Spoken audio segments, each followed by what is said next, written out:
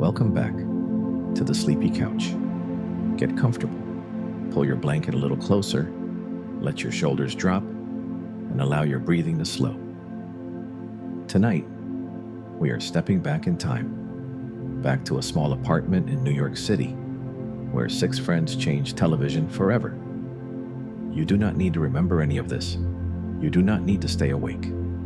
Just let the words wash over you, like the soft glow of a television screen on a quiet Thursday night. Tonight, we are talking about friends, about the 6 people who lived in that impossible apartment in Greenwich Village, about the coffee shop where the couch was always free, about the show that premiered on September the 22nd, 1994, and never really ended, because people are still watching it right now, somewhere in the world. At this very moment, 65 million people watch Friends every single month, more than 2 decades after the final episode aired. Not 65 million in total, 65 million unique viewers every month. It is the show that refuses to leave, and we love it for that. So settle in, close your eyes if you want to. Let the facts come to you one by one, like old friends arriving at your door.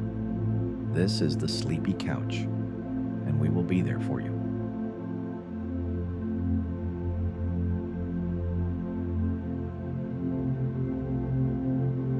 Before they were friends, before there was Central Perk, before there was We Were on a Break, before there was a theme song that the entire planet could sing from memory, there was a 7-page document written by 2 people who had no idea what they were about to create. The show we know as Friends was not originally called Friends. The original pitch, written by creators David Crane and Marta Kaufman, was titled Insomnia Cafe, a name that sounds more like a noir mystery than a warm sitcom about 6 people navigating life in New York. After NBC purchased the pilot, the title shifted to Friends Like Us, then briefly became 6 of 1, then Across the Hall. By the time cameras rolled for the very first episode, the creators had finally settled on the simplest, most perfect title of all: just Friends. 1 word, 6 people, 10 years of television history. In that original Insomnia Cafe pitch, the central romantic relationship was not Ross and Rachel. It was Joey and Monica, the charming, food-loving dreamer and the competitive, warm-hearted chef. They were the love story the creators imagined. It was only as the show evolved through development that the writers began to feel the gravitational pull between Ross and Rachel. That slow, aching, will they, won't they energy that would come to define the entire series. Sometimes the best love stories are not planned. They simply emerge. Of all 6 main characters, Ross Geller was the first to be officially cast, and he was written with one specific actor in mind from the very beginning. The creators had seen David Schwimmer in an earlier, unaired pilot, and were so taken with his particular blend of warmth and awkwardness that they essentially built the character around him. Schwimmer was offered the role before anyone else had been cast, before the full ensemble had taken shape. In a sense, Ross was the foundation upon which the rest of Friends was built. Jennifer Aniston, on the other hand, was the last of the 6 to join. When she was offered the role of Rachel Green, she was still under contract to another CBS series called Muddling Through. Friends could not officially begin production until Muddling Through was canceled. It was canceled after a short run. One door closing so that another, much larger one, could open. Without that cancellation, there might have been no Rachel Green. Courtney Cox was originally going to play Rachel. The producers saw her as the natural fit, the beautiful, slightly spoiled woman who arrives at Central Perk in a wedding dress in the pilot. But Cox read both parts and asked specifically to play Monica instead. She was drawn to Monica's strength, her competitiveness, her need to control everything around her. The producers agreed, and the show got a Monica that no one else could have played. The role of Phoebe Buffay was originally offered to Janeane Garofalo, who turned it down. In the earliest scripts, Phoebe was written as a goth girl, darker, more sardonic. When Lisa Kudrow auditioned, she brought something entirely different, a quality of genuine otherworldliness, a sweetness so complete that it bordered on the surreal. The writers rewrote the character around what Kudrow gave them. Smelly Cat, the twin sister, the belief in reincarnation, the songs. All of it emerged from what Kudrow made possible. Matt LeBlanc, who would become Joey Tribbiani, had $11 to his name when he was cast. $11. Not 1,100, not 11,000. $11. The total sum of his worldly finances at that moment. Friends was his fourth television series. The three before it had all been canceled. When the cast received their first paychecks, the first thing LeBlanc bought was a hot meal. The first proper one he had had in a very long time. Sometimes life imitates art before the art even exists. Jon Favreau, who would later direct Iron Man and The Jungle Book, was originally offered the role of Chandler Bing. He turned it down. Hank Azaria, the voice of dozens of characters on The Simpsons, auditioned for Joey. Twice. He was rejected both times. The actors we got were not the first choices. They were, in some cases, the last resort, and they became, together, irreplaceable. The 6 main characters are named after characters from the soap opera All My Children. Ross for Ross Chandler, Joey for Joey Martin, Chandler for the Chandler Family, Monica for Monique Corland, Rachel Green for Janet Green, Phoebe for Phoebe Tyler Wallingford. It was an intentional homage, a quiet nod to the daytime television traditions that shaped American storytelling long before primetime comedies became cultural phenomena. Before the show aired its first episode, director James Burrows took the 6 cast members on a trip to Las Vegas. He had a feeling about the show. While they were at Caesar's Palace, he encouraged them to enjoy themselves, to gamble, to walk through crowds without being recognized, to eat dinner at a restaurant without being stared at. "This is your last shot at anonymity," he told them. "Once the show comes on the air, you guys will never be able to go anywhere without being hounded." He was right. Within weeks of the premiere, their faces were on magazine covers.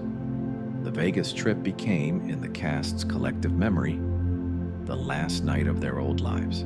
When Friends premiered on September 22, 1994, it drew an audience of approximately 22 million viewers. For a brand new show with no established fan base and a premise that was simply 6 people talk about their lives. This was remarkable. NBC had placed the show in the Thursday night lineup following Mad About You, giving it a strong lead-in. But the numbers suggested people were not just watching out of habit. They were staying. They were already, in some quiet way, beginning to care about these 6 strangers on their screens. Before the premiere, the pilot had been tested before live audiences multiple times. Results were mixed.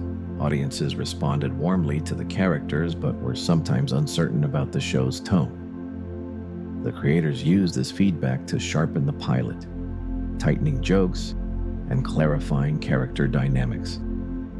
The show that premiered was not exactly the show first screened in those test rooms. It was better. Incrementally, carefully, lovingly, better. The creators, David Crane and Marta Kaufman, drew heavily from their own experiences living in New York City in their 20s. The feeling of being young and broke and hopeful in a city that was simultaneously thrilling and overwhelming. The sense that your friends were your family, that the apartment was too small but the life inside it was enormous. All of this came from memory. Friends was a love letter to that time, to the years before careers solidified and lives diverged, when the whole world was still a question mark. Early in development, there were discussions about setting the show in a city other than New York.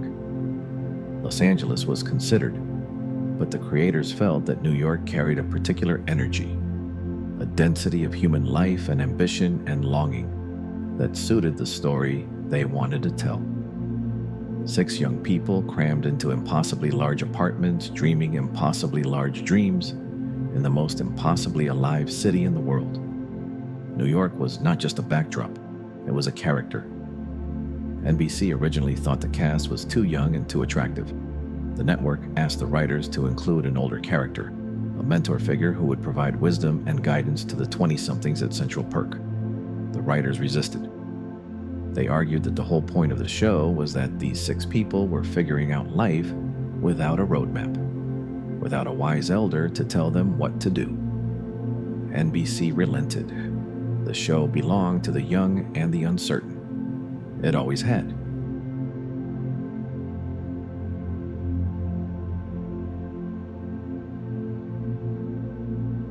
The money, the fame, and the deal that changed television, the story of Friends, is also a story about money.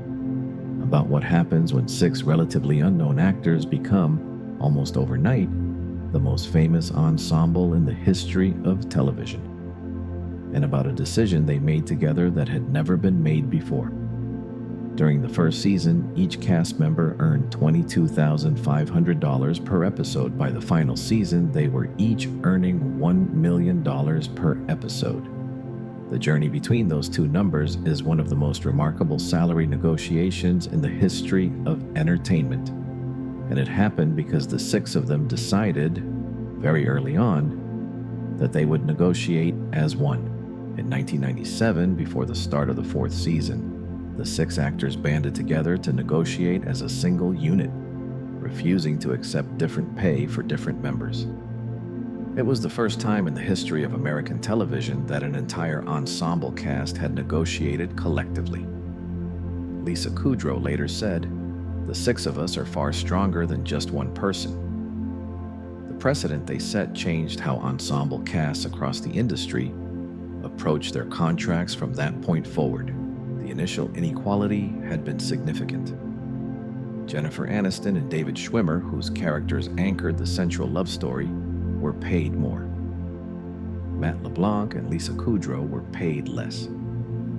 The decision to equalize, to insist that all 6 would earn the same, be credited the same, and be hired or fired only as a group, was not merely a financial negotiation. It was a statement about what the show was. It was an ensemble. No one was the lead, no one was supporting. They were, as the title said, friends. From the very beginning, the creators were committed to one principle above all others. No single character would be the star. Every member would be given equal weight, equal story, equal screen time. Television tends to organize itself around a central figure, the one character whose journey the audience follows above all others. Friends resisted this. The show belonged to all 6 equally, always. When the cast negotiated their salaries as a unit, they were simply living out a principle built into the show's DNA from the very first page.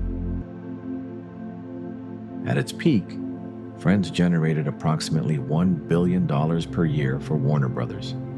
The main cast members each received 2% of syndication income, roughly $20 million per year, each in residual payments alone. These payments continue. Every time Friends airs somewhere in the world, those 6 people earn money. The show has generated more revenue since its cancellation than it did during its original run. When Netflix acquired the streaming rights, they reportedly paid $100 million for a single year. When those rights moved to HBO Max, the price was $425 million. The show that was almost called Insomnia Cafe, the 7-page pitch that almost never became anything, is now one of the most valuable pieces of intellectual property in the history of entertainment. The fame that followed was, for some of them, not entirely welcome. Matt LeBlanc has spoken openly about the psychological toll. After Friends ended and the spin-off Joey was canceled, LeBlanc essentially disappeared from the public life. He told his agent, in his own words, "Please lose my number for a few years." He used that time to focus on his daughter Marina, who had been diagnosed with a neurological condition. She has since recovered. LeBlanc has called that time the best thing I've ever done. Jennifer Aniston almost did not return for the 10th and final season. She admitted, "I wanted it to end when people still loved us. and we were on a high. It came back. The show ended on her terms and on a high. NBC actually offered an 11th season. The cast collectively turned it down. They believed continuing beyond the story's natural conclusion would diminish what they had built. The decision to walk away from the most lucrative contract any of them would ever have was made as a group, together. The 32-second commercial slots during the final episode sold for approximately $1.8 million, the most expensive advertising time for any non-sporting television broadcast in British history. The final episode was watched by 52.5 million Americans. For one evening, the entire country stopped what it was doing to say goodbye to 6 people who had never been real.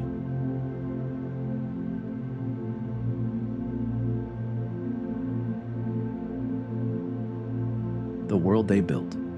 Every great show has a world behind the world.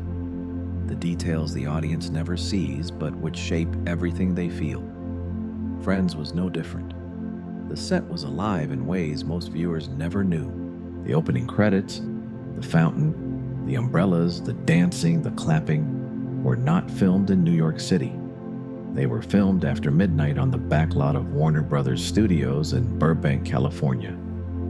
The fountain that became one of the most iconic images in television history was a studio prop. Tourists who traveled to New York to find the Friends fountain searched in vain. The real one sat quietly under the California sun, waiting for no one in particular. New York was always a feeling in Friends, more than a place. The interior of Central Perk was built on a soundstage at Warner Brothers. The couch, the orange walls, the counter where Gunther stood, gazing at Rachel with a longing that defined quiet desperation. All of it was constructed wood and paint and carefully chosen props. But it felt, to millions of viewers, more real than most actual places they had been. That orange sofa, the one at the center of Central Perk, was not specially designed or custom built. It was found in the Warner Brothers prop department, sitting in storage, unloved and unnoticed. Someone looked at that battered, oversized, aggressively orange piece of furniture and saw exactly what Central Perk needed. It was cleaned up, placed in the center of the set, and became one of the most recognizable pieces of furniture in television history. Sometimes the most perfect things are already waiting for you. You may have wondered how 6 people always manage to get the same seats in a coffee shop. The answer is visible on screen if you look carefully. In many episodes, a small reserved sign sits on their usual table. A fan theory suggests the sign was placed there by Gunther, the barista who was hopelessly, silently in love with Rachel, to ensure she always had a seat. Speaking of Gunther, James Michael Tyler, who played the character, was originally hired as a background extra with no lines. But the producers noticed something. He was the only extra on set who actually knew how to operate an espresso machine. He had been working as a real barista. They began giving him lines, then more lines, then a name, then a storyline. Gunther's unrequited love for Rachel became one of the show's most quietly heartbreaking threads. 10 years of longing expressed in glances and stumbled words, and cups of coffee handed over with trembling hope. It all began because a man knew how to make an espresso. The apartment numbers were wrong in the first season. Monica and Rachel lived in apartment 5, Joey and Chandler in apartment 4. But low numbers suggested ground floor apartments, yet the windows showed sweeping views of the skyline. The inconsistency was quietly corrected. Monica and Rachel moved to apartment 20, Joey and Chandler to 19. Most viewers never noticed at all. Monica's apartment, with its purple walls, generous kitchen, and wide living room, was, by any realistic measure, impossible for a chef on a chef's salary. The creators addressed this. The apartment was rent-controlled and inherited from Monica's grandmother. It was a thin explanation. But the apartment was so warm, so unmistakably home that audiences forgave the real estate fantasy completely. The purple walls were chosen deliberately, warm but unusual, suggesting a personality both welcoming and slightly eccentric. The color became so associated with the show that it is now, for millions of viewers, simply the Friends color. The refrigerators in both apartments were real and fully functional. Monica's was well stocked with drinks for the cast and crew, fitting given Monica's character. Joey and Chandler's was generally empty, also fitting. The Magnadoodle on the back of Joey and Chandler's apartment door, the small magnetic drawing board displaying a different doodle in almost every episode, was the work of a single crew member named Paul Swain. He created a new drawing for each episode. In the episode where Joey and Chandler's apartment is robbed, the thieves leave a message on the Magnadoodle. Thanks for all your stuff. Friends was filmed in front of a live studio audience. The laughter you hear is real. Actual human beings laughing in real time at jokes they're hearing for the first time. The audience capacity was approximately 300 seats. On nights when filming ran long, the audience was given food, entertained by stand-up comedians between takes, and asked to laugh fresh for multiple takes of the same scene. Some episodes took over 5 hours to film. The show used 5 cameras simultaneously. The actors had to be aware of their movements and sight lines at all times.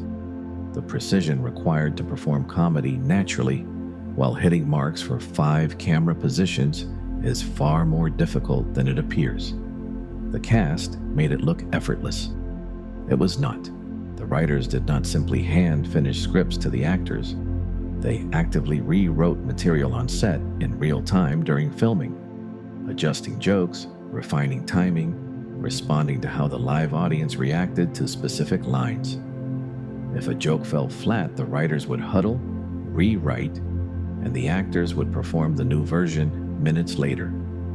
The show was alive, constantly evolving, shaped by the energy in the room on any given night. Central Perk never served food. In all 10 seasons, only beverages were shown being ordered. This was a deliberate production decision. Food on a television set is complicated and time-consuming to manage. It also contributed to the slightly dreamlike quality of the location. A coffee shop where you could sit for hours without anyone suggesting you order something to eat. The sets were designed to feel lived in and personal, not like television sets, but like real homes accumulated over time. Monica's apartment was filled with mismatched furniture, personal photographs, small objects that suggested a history. The specificity of the sets was part of what made the show feel real. The sense that these spaces had existed before the cameras arrived. The movie poster on Joey and Chandler's door was not simply decoration. It was positioned to hide a hole in the set wall where the camera was placed for certain reverse angle shots. The poster changed over the series, but its function remained the same. The coffee shop set had a window at the front. During the first season, the lower half was tinted and plants were placed in front of it, because the production team had not yet built exterior props to make it look like an actual street. From the second season onward, the windows became transparent, and a painted backdrop of a Greenwich Village streetscape was installed. Most viewers never noticed the transition. The illusion of looking out onto a real New York street was maintained for 9 more years. While interior sets were built in Burbank, the show's exterior shots, establishing shots of New York streets and buildings, were filmed on location in New York City with a small crew during production breaks. The contrast between the warmth of the studio interiors and the energy of the real New York exteriors gave Friends a visual language that felt both intimate and expansive. Each character had a distinct visual language in their wardrobe. Rachel's fashion-forward style, Monica's practical wardrobe, Phoebe's eclectic bohemian layers, Ross's professorial look, Chandler's rumpled corporate wear, Joey's casual charm. The wardrobe department tracked thousands of costume changes across 236 episodes. Clothing in Friends was never just clothing. It was character. The editing was crucial to the show's comedy. The timing of a cut, the decision to hold on a reaction shot for one beat longer than expected, these were editorial decisions that shaped the rhythm of the humor. The editors were the show's final collaborators, with the power to make a good joke great or a great joke perfect. The production budget grew dramatically over 10 years, from a modest figure in early seasons to one of the most expensive per-episode budgets in television history. The cast salaries alone accounted for $6 million per episode in the final 2 seasons. The show was an investment. It paid back every dollar, many times over. The weekly filming schedule, table read Monday, rehearsals Tuesday through Thursday, live taping Friday, was both exhausting and deeply satisfying. Several cast members have said the Friday tapings were the highlight of their working week, the moment when all the preparation came together. For 10 years, every Friday night was a small celebration.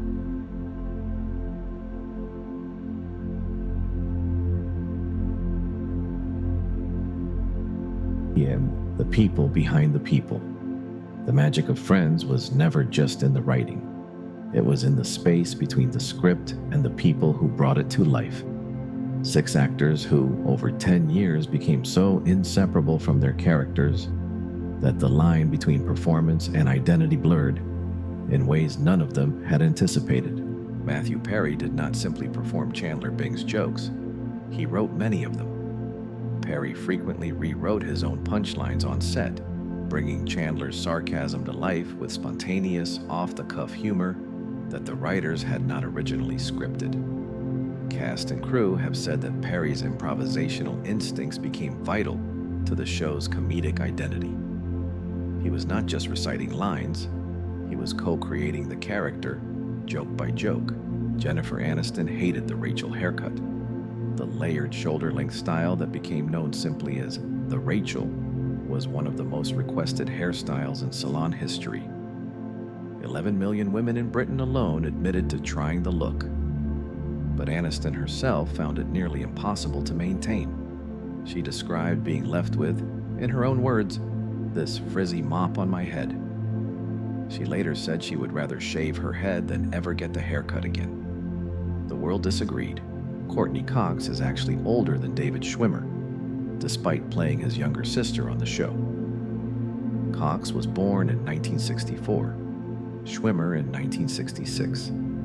The age reversal was never addressed on screen and is one of those small facts that once you know it, you cannot unknow. Lisa Kudrow was pregnant during the filming of the 4th season. The writers incorporated her pregnancy by having Phoebe carry her brother Frank Jr.'s triplets as a surrogate. It was an elegant solution that gave both Kudrow the freedom to be visibly pregnant, and the show one of its most emotionally rich storylines. The birth of the triplets remains one of the most watched episodes in the show's history. Courtney Cox was also pregnant during the final season, but her pregnancy could not be written in.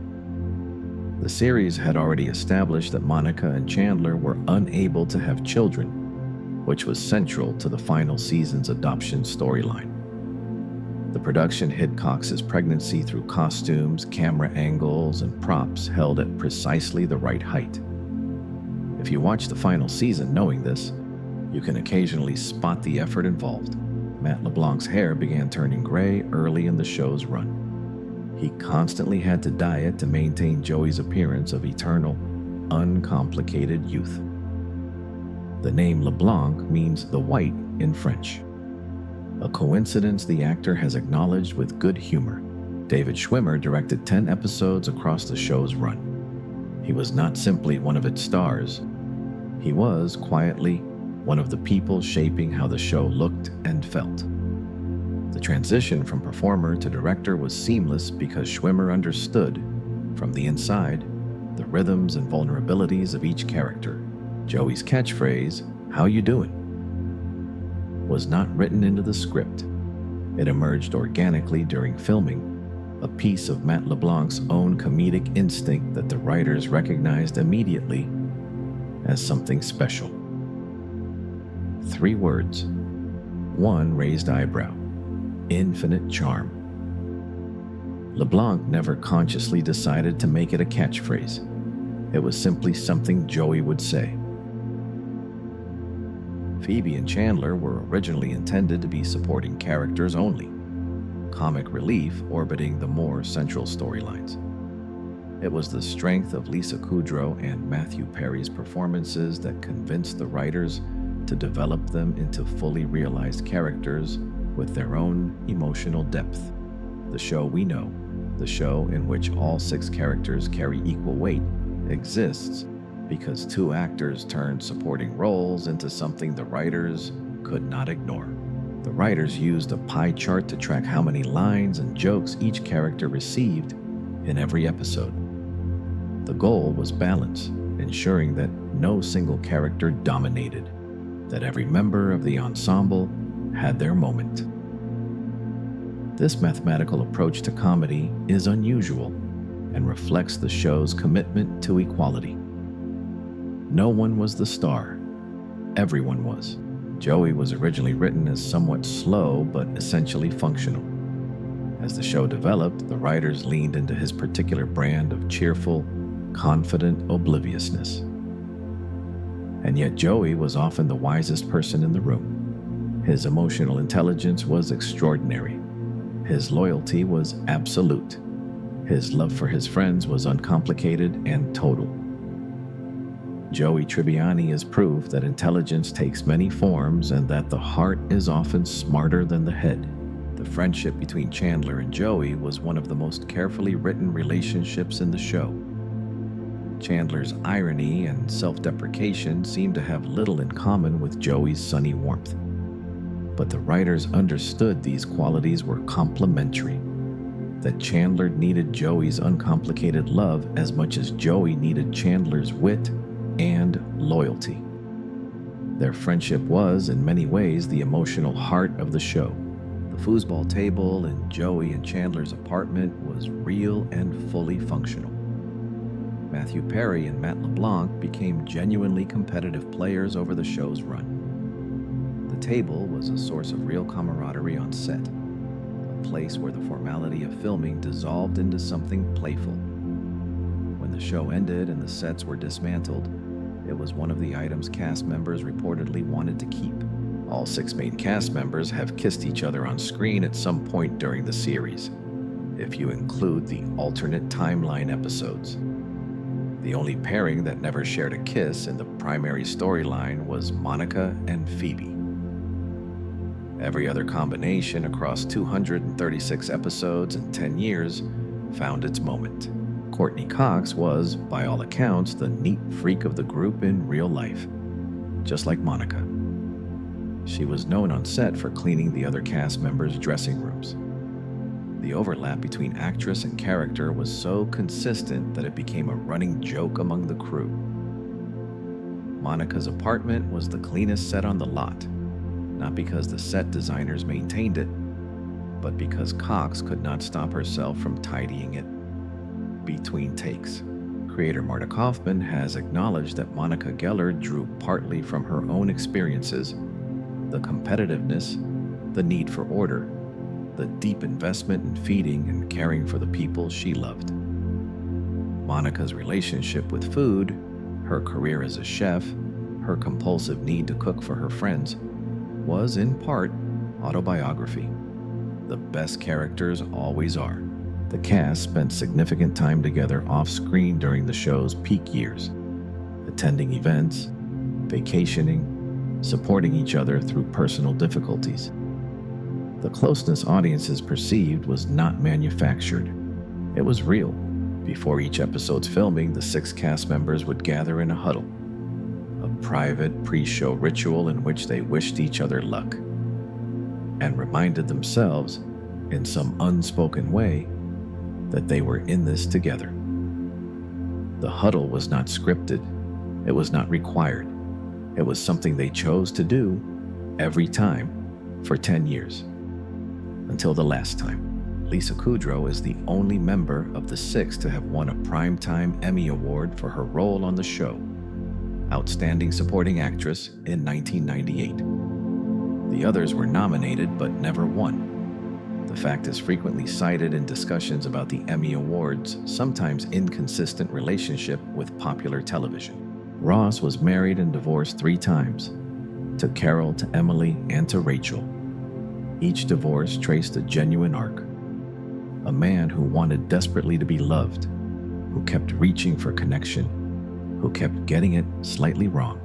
Ross Geller's romantic history is, in the end, a story about trying. Monica's competitiveness, her need to win, to be best, to be seen, was rooted in a childhood where she felt overlooked in favor of her brother Ross. Her drive was a response to feeling invisible. Courtney Cox played this with extraordinary subtlety, letting the comedy live on the surface while keeping the wound visible just beneath it.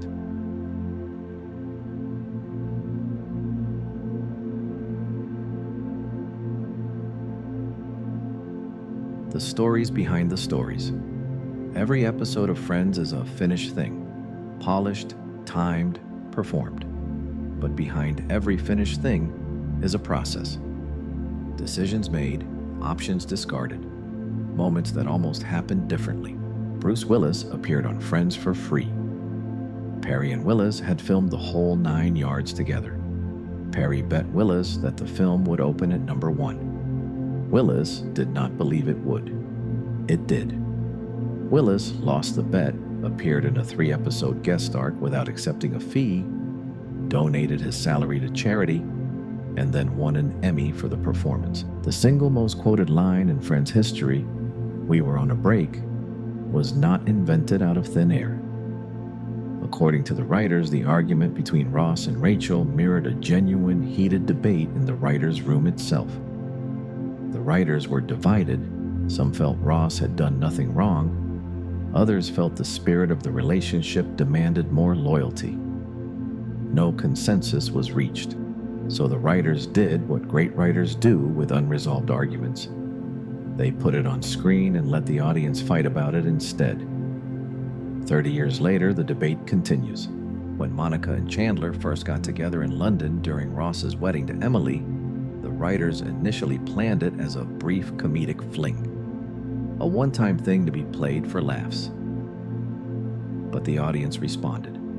The chemistry between Cox and Perry was undeniable, and the reaction was so warm that the writers made a decision. This was not a one-night stand. This was a love story. What was planned as a joke became one of the most satisfying romantic arcs in the show's history. The episode, the one where no one's ready, widely considered one of the finest episodes in the show's run, takes place entirely in Monica's apartment. This was not an artistic choice. It was a budget constraint. The production did not have enough money that week to build additional sets. The writers were forced to create an entire episode using only the 6 main actors and a single location. The limitation produced something extraordinary, a real-time escalating comedy of manners in which the stakes are entirely emotional, and the humor comes from the characters simply being themselves, under pressure, in a room. Smelly Cat, the song Phoebe performs with cheerful conviction, was nearly cut before it ever aired. Some network executives felt it was too eccentric, too weird. But the creators held firm. They believed in what the song said about Phoebe, a woman who creates without apology, who performs without shame. Smelly Cat stayed. It became iconic. The turkey that Monica wore on her head in the Thanksgiving episode was not real. It was made of foam. Even the largest turkey commercially available would not fit over a human head. The foam turkey was sculpted to look real on camera and was light enough for multiple takes. The image of Monica dancing with a turkey on her head, wearing sunglasses, remains one of the most shared screenshots in the show's cultural afterlife. A subplot involving Monica and Chandler being interrogated by airport security was written, filmed, and then pulled from an episode at the last minute.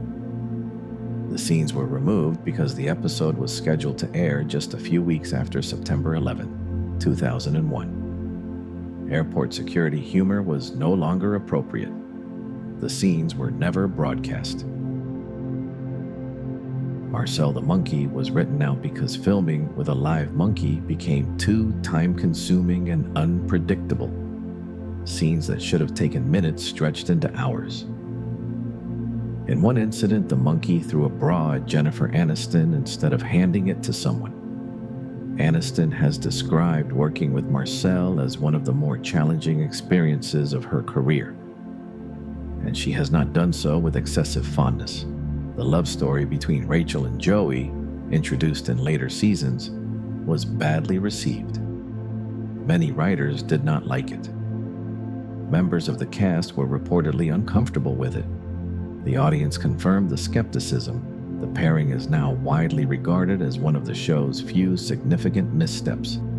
A storyline that existed not because it needed to, but because the writers had run out of new places to take the characters they had already built.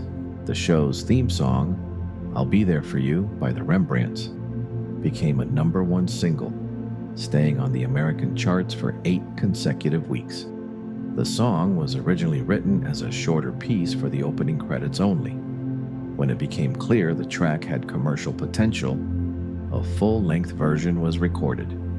The 4 claps that punctuate the chorus, the ones you are almost certainly hearing in your head right now, were not in the original recording. They were added for the opening credits and became, through sheer repetition, one of the most recognizable sounds in television history. Brad Pitt appeared in the Thanksgiving episode as Ross's old high school friend, who co-founded the I Hate Rachel Green Club. At the time, Pitt was married to Jennifer Aniston, making his appearance a genuine piece of real-life crossover. The irony of playing a character who despised Rachel while being married to the actress who played her was not lost on anyone.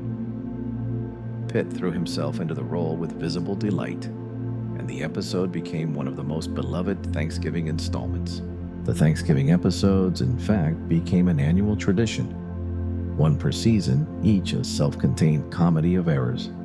Over 10 years, turkeys were dropped, secrets were revealed, old wounds were reopened, and Joey got his head stuck in a turkey. And yet every year without fail, they all came back to Monica's table.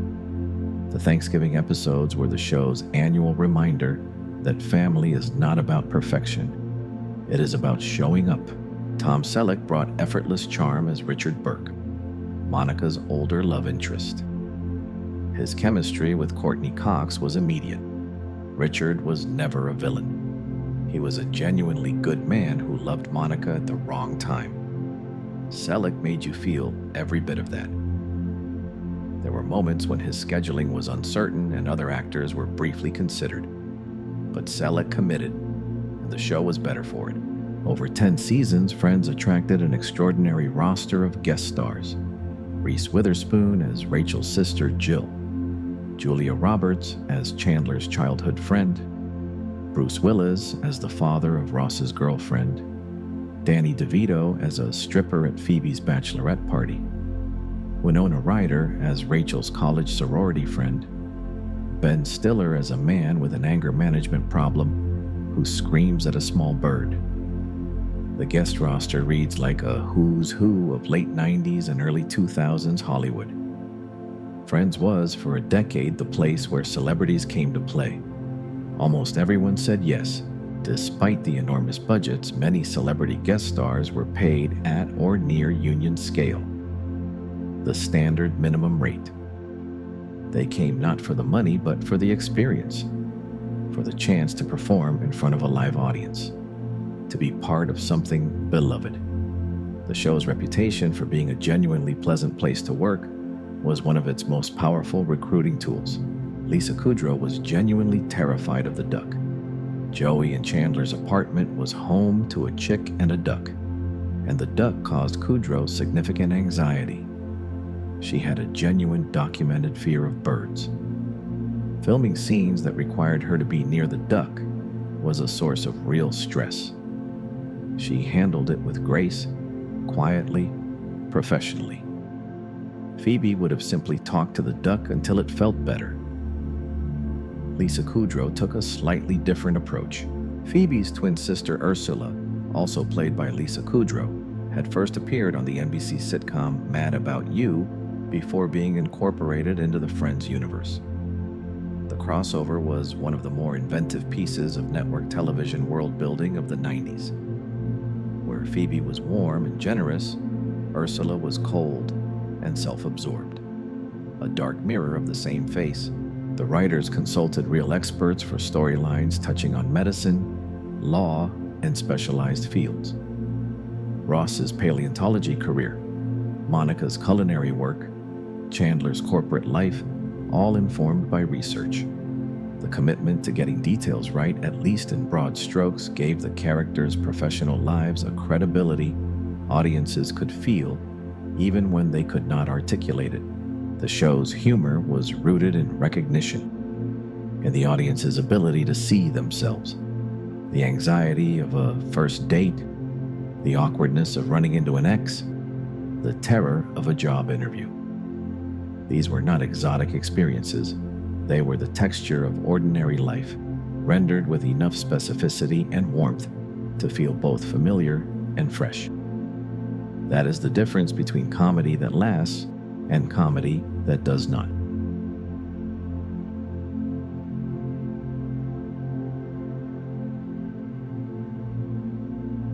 We are roughly halfway through our journey now. If you are still awake, good. There is more to come. If you are drifting, that is good too. The stories will be here. They do not need you to be awake to reach you. They will settle into the quiet places behind your thoughts. And when you wake, some of them will still be there. Take a breath. Settle deeper. The couch is still warm. The coffee is still waiting.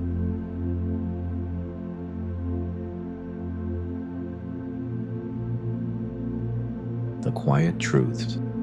Every beloved story has a shadow. The things happening behind the laughter, behind the bright lights and the live audience and the carefully timed punchlines. These are the facts that are harder to tell, but they are part of the story. Matthew Perry's struggle with addiction is the most well-documented and most painful of the show's behind-the-scenes stories.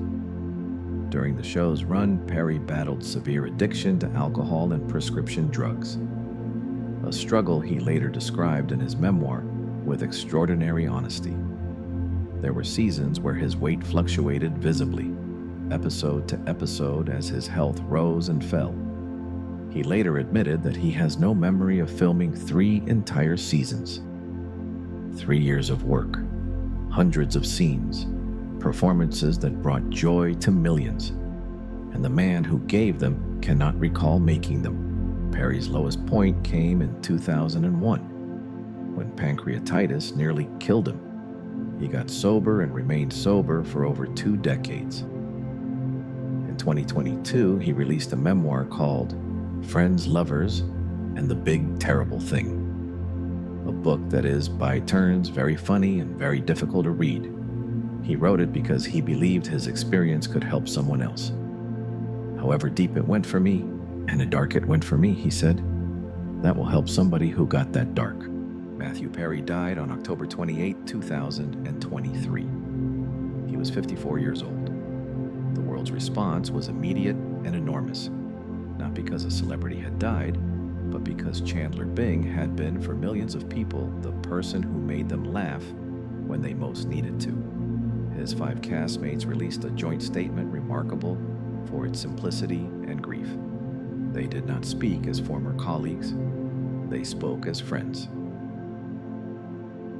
The physical changes in Perry's appearance across the show's 10 seasons are visible to anyone watching the episodes in order. His weight fluctuates, his face changes shape, his energy varies from season to season, sometimes from episode to episode. Fans who noticed at the time did not know what they were seeing. They were seeing the external evidence of a man fighting a private war while performing 5 nights a week. in front of 300 people who were laughing. Matt LeBlanc also struggled with the aftermath of Friends, though in different ways.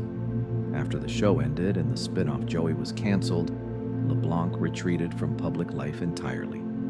He was, by his own account, near a breaking point. He stayed home. He spent time with his daughter. The man who had played the most extroverted character on the most social show in television history needed, when it was over, to be alone. The show has been criticized for its lack of diversity. Friends was set in New York City, one of the most diverse cities on earth, and yet the world it depicted was remarkably homogeneous. The creators have acknowledged this, expressing regret that the show did not do more to reflect the actual diversity of the city it claimed to inhabit. It is a limitation worth sitting with honestly, even as we remember the show with affection. The writers have also admitted that certain jokes from the early seasons have not aged well. Chandler's frequent anxiety about being perceived as gay, played for laughs throughout the series, reflects attitudes that were common in the 1990s, but feel uncomfortable by today's standards. The show existed in its time. It reflected its time. And like all things that reflect their time, parts of it look different when viewed from the future. When Monica and Chandler discovered they were unable to conceive, Friends entered territory that American sitcoms rarely touched. The grief of infertility, the procedures, the emotional weight of wanting something so deeply and being unable to have it, was handled with a gentleness that surprised many viewers. The scene in which Chandler holds his son for the first time is one of Matthew Perry's finest moments on screen. Of all 6 friends, Phoebe had by far the most difficult history. Her mother had committed suicide. Her father had abandoned the family. She had lived on the streets as a teenager, sleeping in a car she did not own. And yet Phoebe moved through the world with a lightness that was almost miraculous, as though she had decided that the darkness of her past would not define the brightness of her present. She was the most resilient person in the room. Friends largely avoided the tradition of the very special episode. When the show dealt with serious subjects, addiction, infertility, loss, it did so within the fabric of its normal storytelling, without announcing itself as important television. The seriousness was woven into the comedy rather than replacing it. This approach was more honest and more effective. It reflected the way real life actually works. The show tackled surrogacy before it was widely discussed on American network television. When Phoebe agreed to serve as a surrogate mother for her brother, Frank Jr., and his wife Alice, Friends stepped into territory that mainstream conversation had rarely explored. Surrogacy in 1997 was not a common subject. Lisa Kudrow, pregnant in real life during this period, brought an authenticity no amount of writing could have manufactured. The goodbye scene, Phoebe handing the triplets to their parents, remains one of the most quietly moving moments in the entire series. The show's music budget was enormous. Beyond the theme song, Friends was notable for its use of licensed music, a significant expense reflecting the commitment to creating a specific emotional atmosphere. The music supervisors developed a reputation for finding the exact right song for the exact right moment. Some of the most memorable scenes in Friends are inseparable from the music that accompanied them. The initial working hours were brutal. During the first season, cast and crew were sometimes on set until 4 or 5 in the morning. The combination of live audience filming, constant script rewrites, and technical demands meant that what appeared on screen as 22 minutes of effortless comedy had been extracted, sometimes painfully, from hours of exhausting work. The glamour of television is, as it always has been, an illusion maintained by people who are very tired. The show generated an extraordinary volume of fan mail throughout its run. Fans wrote to Rachel for fashion advice, to Monica for recipes, to Ross about dinosaurs, to Chandler to tell him he had made them laugh during the worst weeks of their lives. The fan mail was a window into the show's real impact. Not ratings numbers, but individual human beings whose days had been made slightly better. Chandler's parents had a complicated, painful marriage. His father had come out during Chandler's childhood, a revelation he processed with his characteristic combination of humor and pain. His mother was a romance novelist whose frank discussions of sexuality had mortified him. The dysfunction left Chandler with a deep fear of commitment and a reflexive use of humor as emotional armor. Understanding Chandler means understanding where he came from.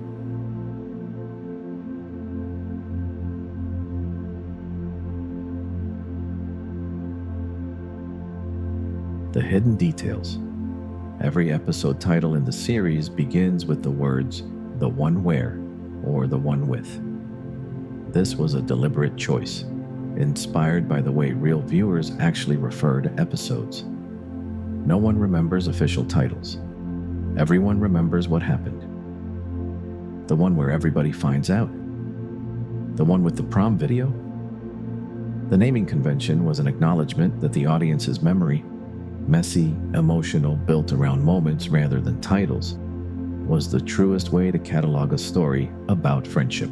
Ross Geller was 29 years old for 3 consecutive seasons. The writers, either by accident or by indifference to chronological consistency, failed to age the character correctly. In one season, Ross celebrates 2 separate birthdays. The continuity error became, once noticed, one of the most discussed examples of timeline inconsistency in sitcom history. Though caring about the precise age of a fictional paleontologist is a very specific kind of devotion. Rachel's birthday also changes depending on which episode you watch. In one episode, she is identified as an Aquarius. In another, she claims her birthday is in May. The writers were more interested in what was funny in any given moment than in maintaining a biographical database for fictional characters. This is, arguably, the correct priority. Ben and Emma, Ross's 2 children who are half-siblings, never appeared in a scene together during the entire run of the show. The absence was never explained. Ben gradually disappeared from the storyline as the series progressed. Fans have noted, with a mixture of humor and frustration, that Ross appears to have simply forgotten he had a first child. None of Phoebe's relatives attended her wedding. Not her twin sister Ursula, not her father, not her birth mother, not her brother Frank Jr., not the triplets she had carried and given birth to. The wedding was attended by her friends and apparently no one else who shared her blood. The absence was never acknowledged. Across all 236 episodes, the 6 main characters had a combined total of 85 sexual partners. Joey had the highest count. Chandler, as you might expect, did not. Chandler Bing's job was one of the show's longest-running jokes. His friends could not describe what he did. In the trivia game episode, Rachel guesses transponster, which is not a word. The ambiguity was intentional. The writers wanted Chandler's profession to be the least interesting thing about him. Some things are funnier when left unexplained. The actor who plays the father of Rachel's boyfriend Joshua is John Bennett Perry, Matthew Perry's actual father. The casting was intentional, a quiet in-joke that most viewers would never catch. Giovanni Ribisi appears twice in Friends in 2 different roles. First as a man who throws a condom into Phoebe's guitar case, then as Frank Buffet Jr., Phoebe's half-brother. The production simply liked him enough to bring him back for something bigger. June Gable, the actress who played Joey's raspy-voiced agent Estelle Leonard, also played a nurse in an earlier episode.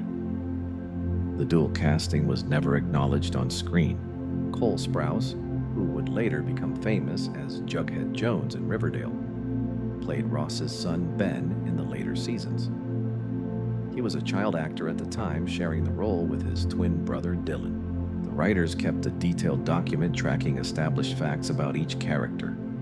Despite this, the show accumulated dozens of continuity errors over 10 years. The writers were human, the show was long, and memory is imperfect. The audience forgave every inconsistency. They were too busy caring about the characters to keep score. The writers planted callbacks across multiple seasons. A throwaway line in Season 2 becomes the setup for a joke in Season 7.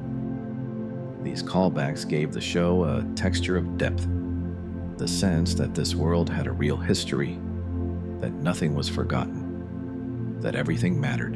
The writers kept a detailed document tracking established facts about each character, their histories, families, quirks, contradictions. Despite this, the show accumulated a significant number of continuity errors over its 10-year run.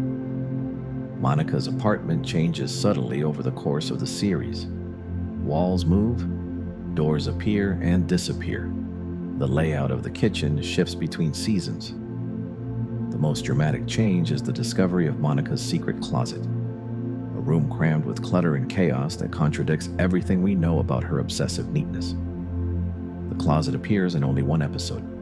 Its existence raises the question of where it was during the hundreds of other episodes set in the same apartment. The answer is that it was behind a wall that did not exist until the writers needed it to. Some of the show's most famous continuity errors, props appearing and disappearing between cuts, can be traced to the pressures of live audience filming, where retakes are limited.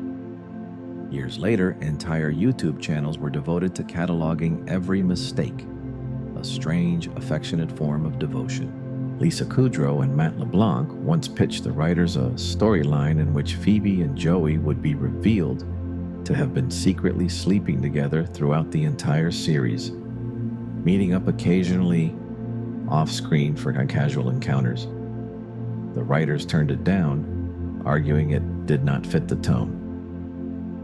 However, in the DVD commentary, the creators have said they like to imagine it was happening. The idea exists in the same space as the best fan theories. Not confirmed, not denied, floating in the warm ambiguity of a story that belongs to everyone who loves it.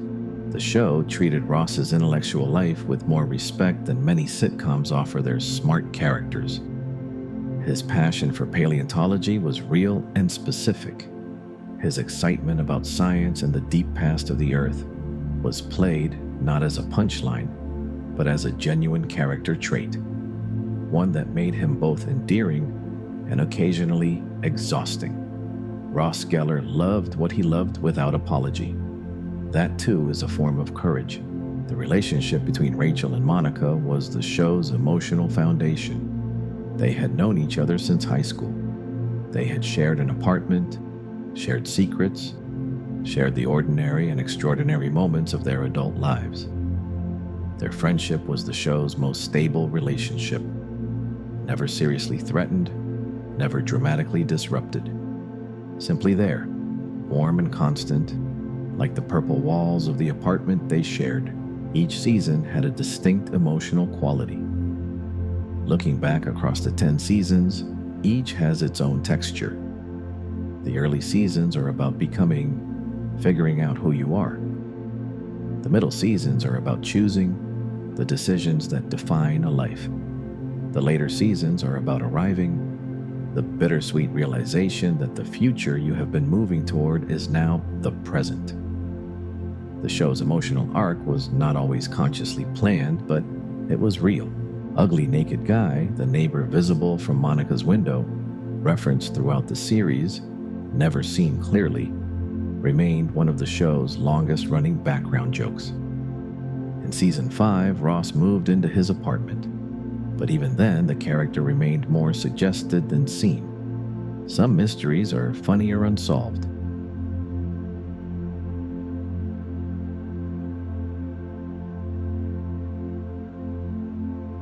How it ended. The show ran for exactly 10 seasons, from September 1994 to May 2004. A perfect decade. 236 episodes, each filmed in front of a live studio audience on stage 24. The writers began working on the finale more than a year before it aired. Multiple versions were written and discarded. In the end, they chose simplicity. Monica and Chandler leave for the suburbs. Ross and Rachel finally choose each other. Joey stays in New York because Joey belongs in New York. Phoebe drives away with Mike toward a life quieter and warmer than anything she had known before. The filming of the final episode was conducted under extraordinary secrecy. Scripts were kept to a minimum. The set was closed to all but essential personnel. The audience watched not knowing how it would end. That uncertainty was a gift. The finale was warm and funny and quietly devastating in the way that only the best goodbyes can be. It answered every major question: Ross and Rachel together, Monica and Chandler as parents, Phoebe with Mike, Joey with his city and his life. But one question was left deliberately unanswered. What happened next? The show offered no epilogue, no flash forward, no glimpse of the future. It ended in the present tense, in the moment of leaving, not the moment of arrival. The future of these characters belongs to the audience's imagination, and the audience's imagination, after 10 years, is more than equal to the task.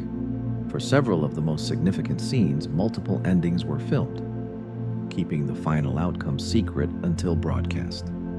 The existence of alternate endings is a reminder that the show we know was not inevitable. It was chosen carefully from among multiple possibilities. During the filming of the final scene, in which the group leaves Monica's apartment for the last time, leaving their keys on the counter, the cast struggled to complete their scenes without breaking down. Multiple takes were ruined by tears. The studio audience cried openly. The Chandler and Monica proposal had been handled the same way, filmed with such secrecy that the studio audience did not know it was coming. Their reaction, genuine, spontaneous, overwhelmingly emotional, was captured in real time and became part of the episode. It is the sound of hundreds of people reacting with authentic joy. Ross and Rachel's story was present in every single season, the spine of the entire series, never fully resolved until the very last episode. The finale's resolution, Rachel getting off the plane, was not a surprise. It was an inevitability. The only question was how long it would take to arrive. Chandler's final line of the series is perfect. The six of them are standing in the empty apartment. Monica suggests they go get coffee. Chandler looks around, pauses, and says, "Sure, where?" It is a small, dry, Chandler-like question that contains everything the show was ever about. Where do we go when the place we have been is gone? The answer, of course, is together, wherever that is. The very last image is of Monica's apartment, empty. The purple walls, the wooden floors, the windows looking out at the city. No people, no furniture. Just the space where everything happened, returned to silence. After filming wrapped, each cast member was given a piece of the sidewalk from outside the central Perk set as a keepsake. A physical piece of concrete cut from a fictional street in a fictional version of New York City. It was a gesture that acknowledged something everyone involved knew. The place was not real, but what happened there was. The cast held 3 separate wrap parties to say goodbye. At the third, the 6 actors performed a reenactment of their very first scene together from the pilot. Rachel arriving at Central Perk in her wedding dress, the 5 others looking up from their coffee.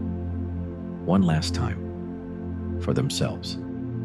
In a room full of people who had been with them for the entire ride, Stage 24 at Warner Brothers was renamed the Friends Stage. The set itself was preserved for years.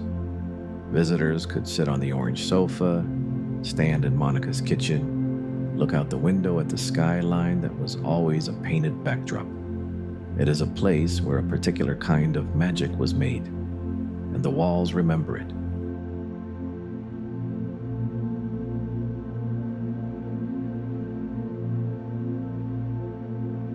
What it left behind, the reunion special Friends, the reunion, broadcast in 2021 on HBO Max, brought all 5 surviving cast members back to the original stage.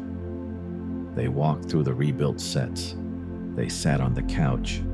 They read old scripts aloud, voices cracking as the words brought back not just the scenes, but the feelings. Jennifer Aniston and David Schwimmer admitted they had both had real crushes on each other during the early seasons, but had never acted on those feelings. The special was watched by over 29 million viewers. It was not a new episode, it was 5 people returning to a place that no longer existed, remembering a 6th who was no longer alive, standing in rooms that had been built and dismantled and built again, trying to explain what those 10 years had meant.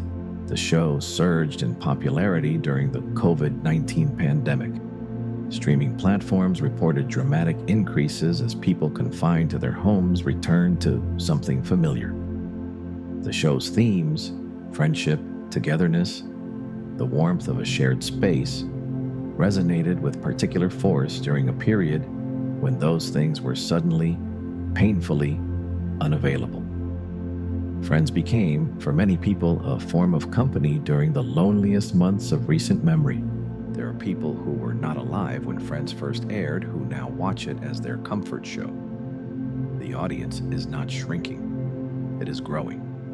Teenagers discovering it for the first time, watching on their phones in their beds at 2 a.m, the same way their parents watched it on Thursday nights in 1997. The generational transmission of a story, a parent saying, "You have to watch this," and a child beginning to understand, is one of the most powerful things popular culture can do.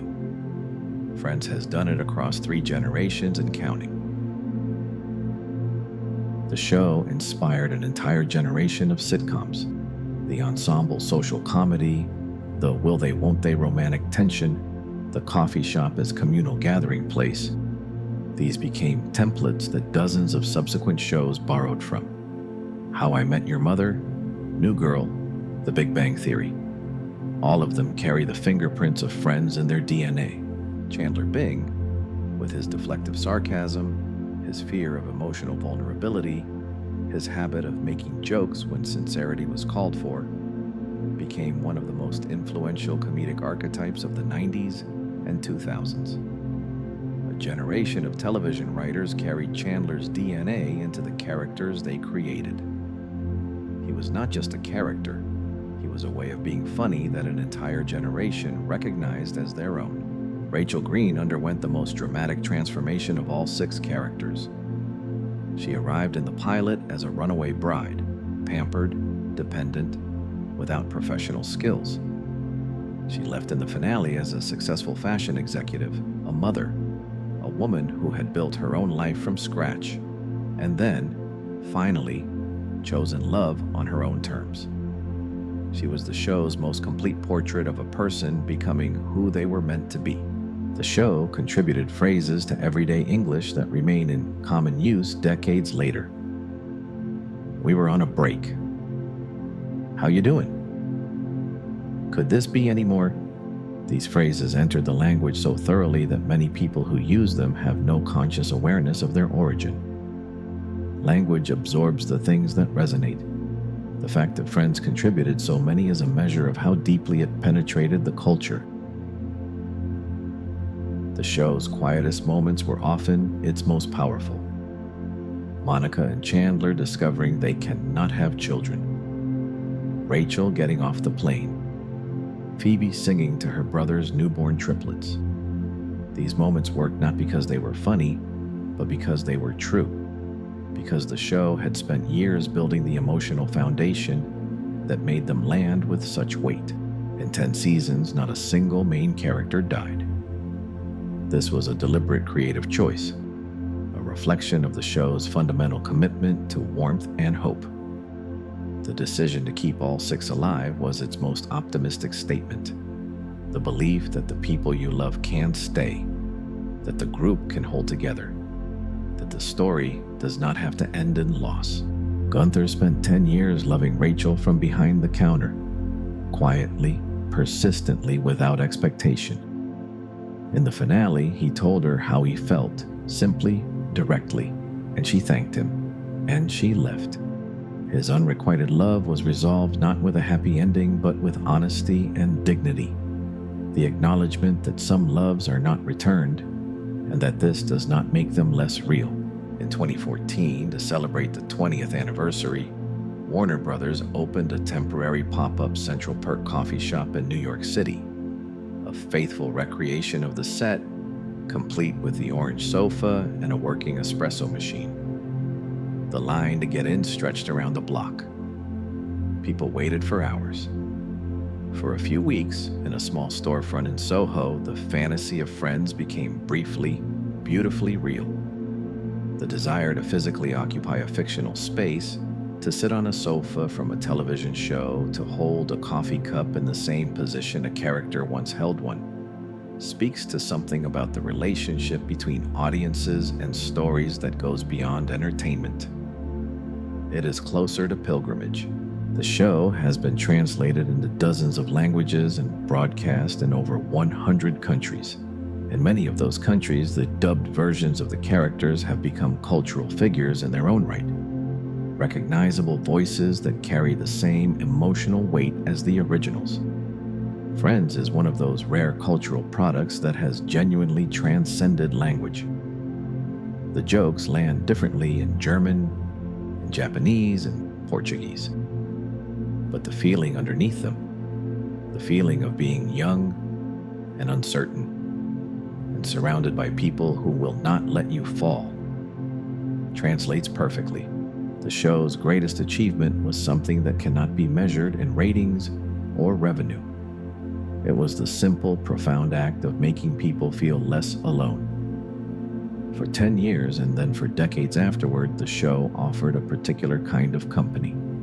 Warm, funny, imperfect, and genuine. It said, "Here are 6 people who love each other, who show up for each other, who make each other's ordinary lives feel like something worth celebrating."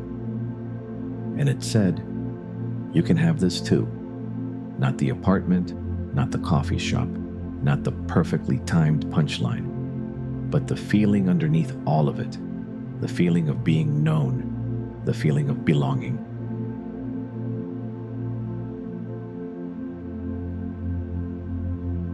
And that is Friends. More than any specific joke, more than any particular storyline, more than any individual performance, what Friends left behind was a feeling. The feeling of being young and uncertain and surrounded by people who love you. The feeling of a warm room on a cold night. The feeling of laughing so hard your sides ache. And then, a moment later, feeling something catch in your throat that you did not expect. Friends was, at its heart, a show about the family you choose. That feeling does not age. It does not go out of style. It simply waits. In syndication, in memory, in the quiet moment before sleep, for you to return to it. The ending left the door deliberately open. The characters were not frozen in amber. They were simply moving on, out of frame, into lives the audience would have to imagine for themselves. The story ended. The feeling did not. And now, let the laughter fade softly into the quiet. Let the voices of 6 old friends grow distant and gentle, like music heard from another room. Somewhere in New York, or in Burbank, or in your memory, or in the warm space between waking and sleep. The orange sofa is still there. The coffee is still warm. The keys are on the counter. And the people who sat in that room, who laughed in that room, who loved each other in that room, they are still, in all the ways that matter, together. You do not need to hold on to any of this. Just let it rest beside you, soft and familiar, like a show you have seen 100 times and could watch 100 more. Sleep well. We will be here when you need us, every night, every time, whenever the world is too loud and you need someone to talk you down into the quiet. This is the Sleepy Couch. Good night, and remember, no matter what, we will be there for you.